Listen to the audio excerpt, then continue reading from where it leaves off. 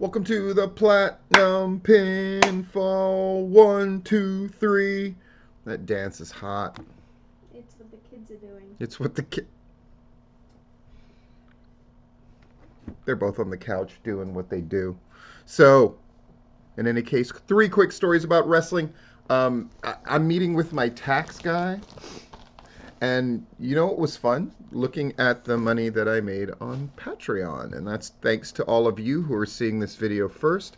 Of course, I'm waiting longer and longer to put the videos out in public to reward my Patreon people. So thank you again very, very, very much. It's the 11th. Let's get to it. So first, look at this. Boop! What is that?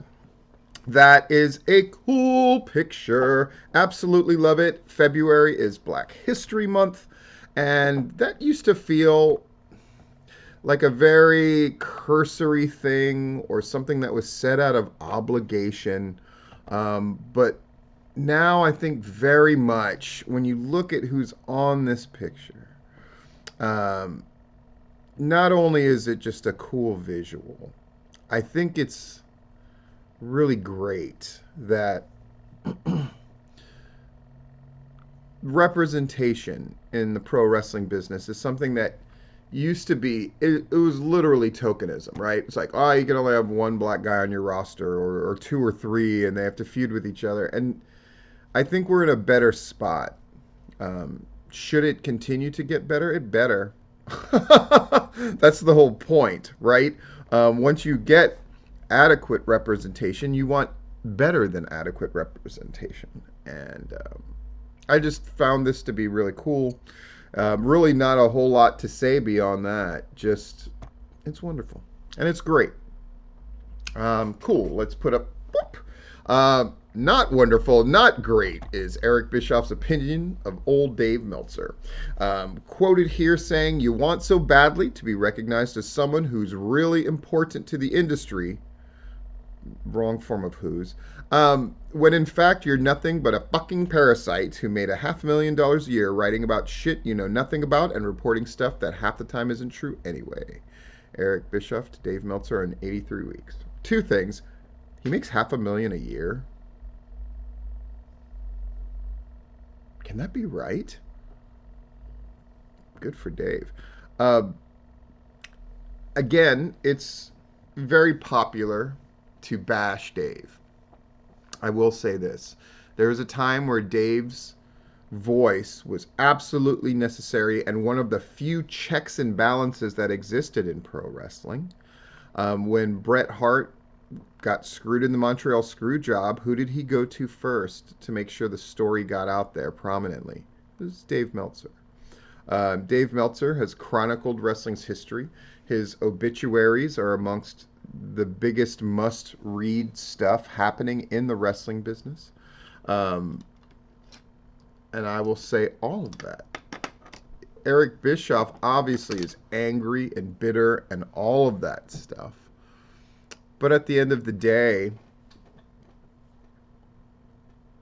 Dave will still be doing his thing. People will take him.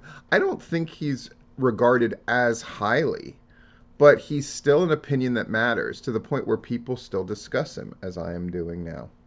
And I'll just leave it there. People who write me or comment, let me know what you think about Dave Meltzer versus Eric Bischoff. Something I have a feeling we're going to come back to at some point. And then finally, bloop, here's a tweet by the Iron Sheik, right?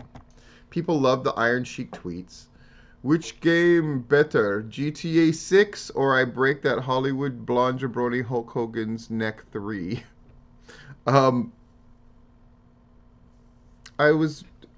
is this a story? Because I was in a conversation recently where somebody was talking about, man, I can't believe Sheik doesn't get more love for these things because it's the coolest, funniest. Because we were talking about guys who have sort of maintained a cool status in the wrestling business or captured it again as they've gotten older. And they're like, oh yeah, the Iron Sheik, it's so cool. And I'm like, oh yeah, that the whole thing that the guys run for him it's a really cool thing how they've gone around his brand and made him a thing.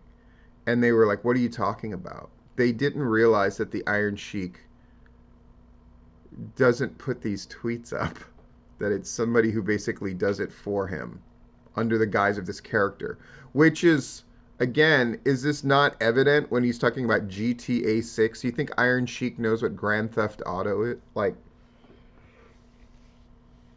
it just goes to show that while kayfabe may not exist per se, people can still be fooled. Try not to be one of them. But something that is most definitely not fooling around is this gentleman.